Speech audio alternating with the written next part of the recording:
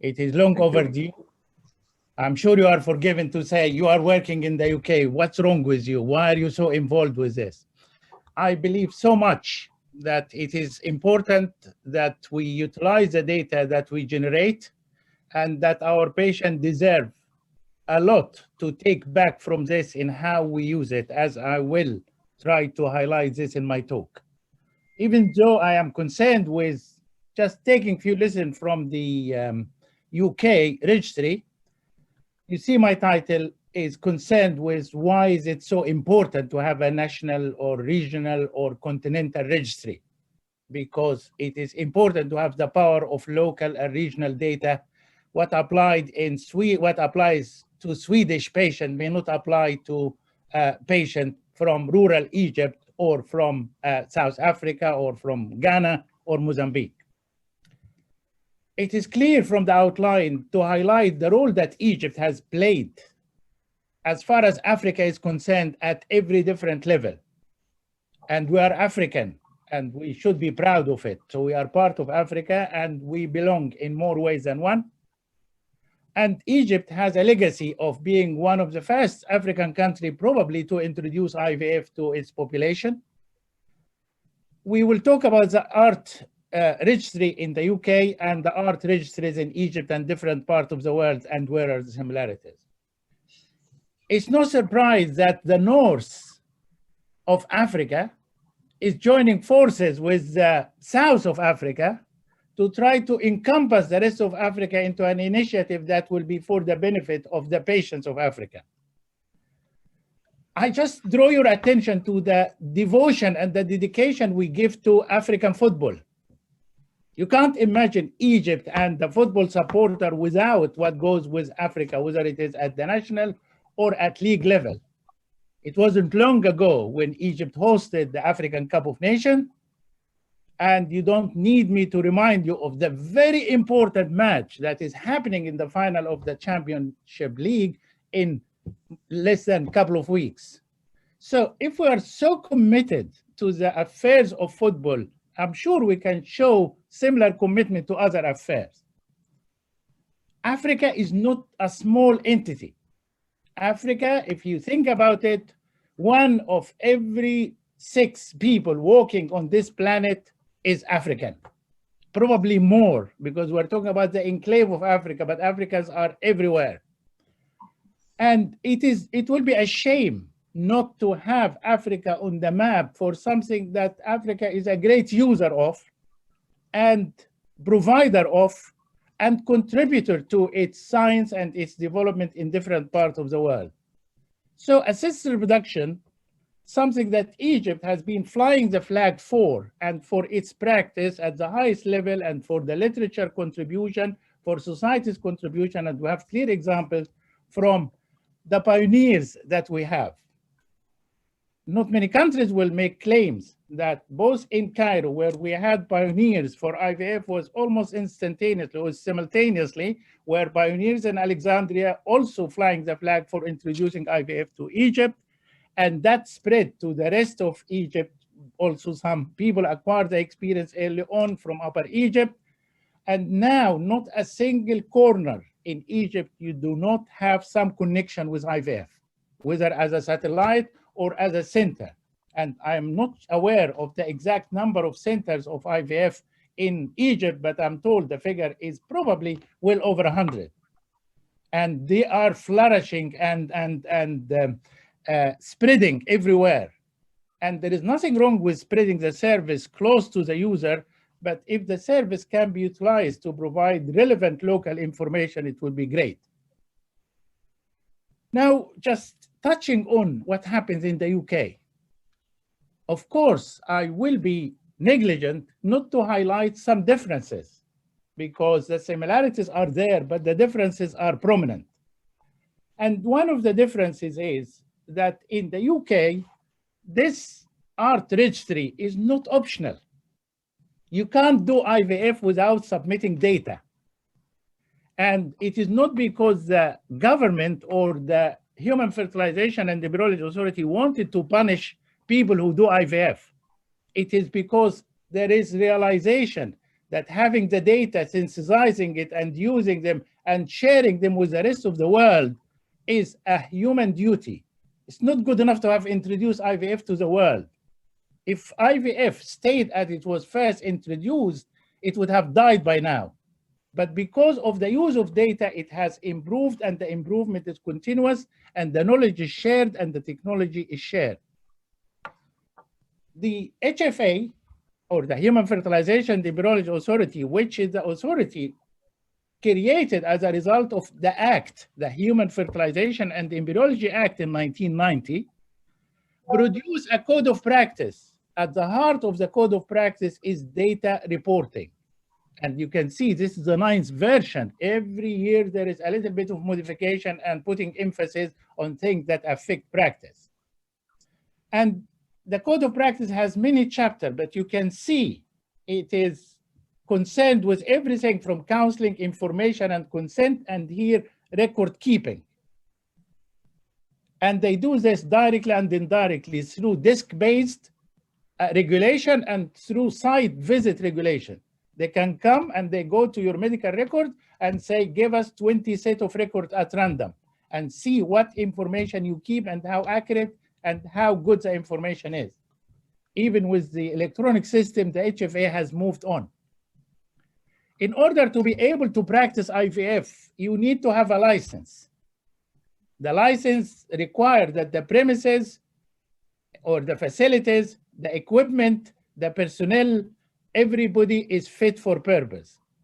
But that is some of the conditions, but the conditions for license, they are about 129 and they are increasing. And these are mandatory requirements. If you break one of those conditions, your license is revoked.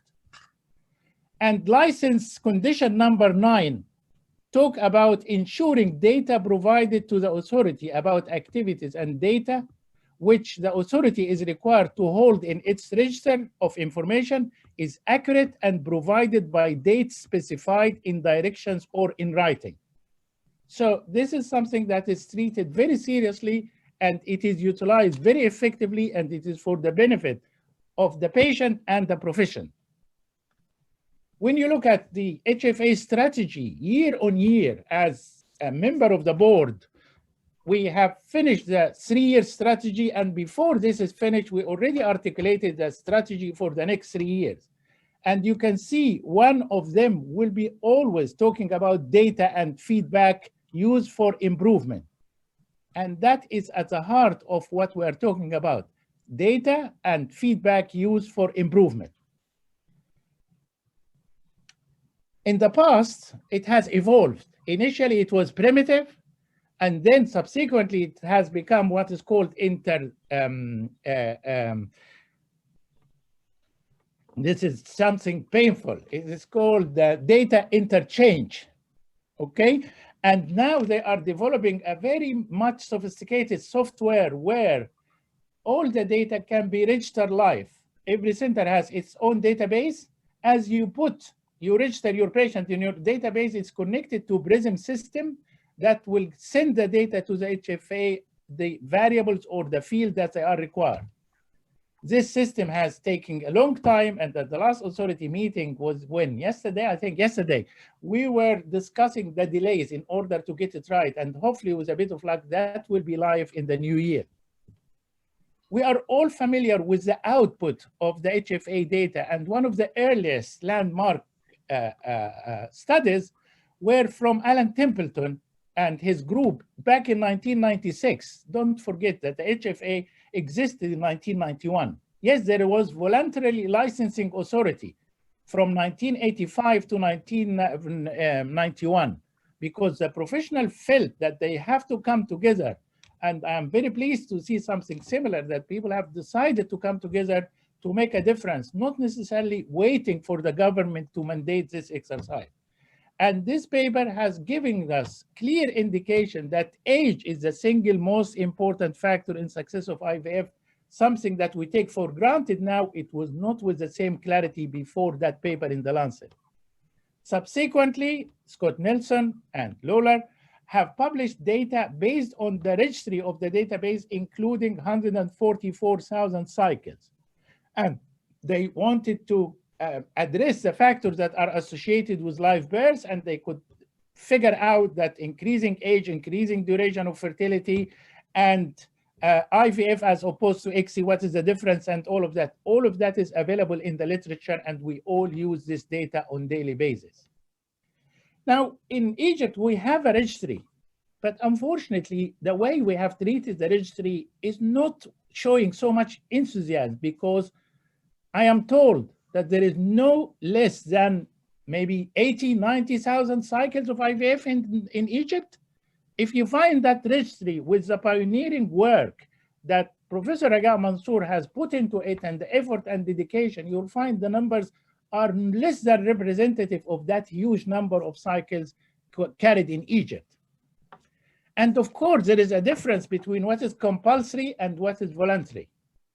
And we try to bridge this gap so that what is voluntary can match what is compulsory, as it is happening in different parts of the world, where data collection is not mandated by a regulatory authority, but is mandated by the professional obligation.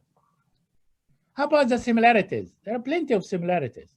Patients, whether they are in Scandinavia or in Africa or in Europe or the rest of Europe, they need to be counseled adequately. It's no fun telling them about their chances of success based on data coming from North America. It is only reliable to tell them about data that is related to their way of life, their social and demographic circumstances. Patients need quality services, and central to quality of service is to have the feedback from the data one generates. Performance need to be measured. You can't improve anything you don't measure, as it's been alluded to. Services need to be improved. You can only improve the service if you know where you're going right or you're going wrong. Local data need to be made available. I can appreciate the concern about data being shared with third party. What is it to share? If you go to the SAR data, you'll find a spreadsheet of all the data that underpins the figures. It is anonymous and the privacy is not there, so it is everybody's property if they wanted to analyze it or digest it or synthesize it and get whatever. Anybody who writes to the HFA from the rest of Europe, in actual fact from the rest of the world, they say you have a registry of well over 1 million cycle data. We are interested in this area. This is a research question we would like to answer, and the framework for answering it from your registry is this. The HFA will give them access to the registry without being third party, without having any skepticism or any worries about this. And then national data need to be fed into the world data. We are part of the world, not just from Africa. Other similarity is patient require counseling. When the patient has an unsuccessful cycle, she requires to know, is that it, or there is a chance that we can get it right for her, and what our data shows. Quality is inherent in whatever licensed center do, and that is part of the European and the UK legislation. And even after Brexit, this is remaining in the legislation, that every center will have a quality management system.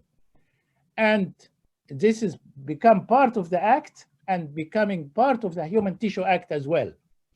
And you must have a quality management system. And I am aware that in Egypt, there are centers that have that quality management system, and they keep record are second to none, because sometimes I get patients coming, they are producing the record from the database of that particular center, and they are really